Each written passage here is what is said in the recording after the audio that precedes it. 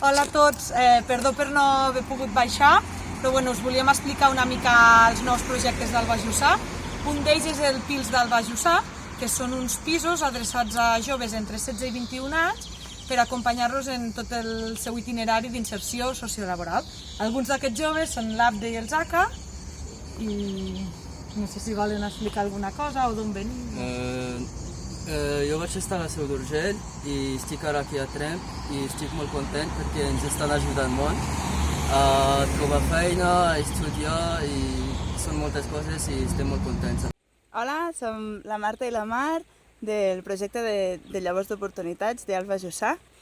En aquest hortet tenim tot de varietats autòctones de la comarca, d'antigues llavors, que hem anat recuperant a partir d'entrevistes als padrins. El projecte aquest parteix de la intenció de crear ocupació conjuntament amb la creació d'aquest banc de llavors i la recuperació d'aquestes varietats. Amb el Roger, fa uns anys enrere, li motivava molt anar en bicicleta i ho havia com aparcat, i ara amb l'assistència personal doncs ho estem recuperant i estem anant a córrer en bici.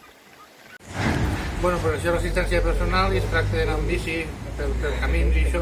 Una miqueta a veure quines coses ens motiven i què trobem que ens agradi per fer, no? Per agafar forces i per fer allò que ens fa sentir bé, sí. I hem trobat que la bicicleta era una bona manera.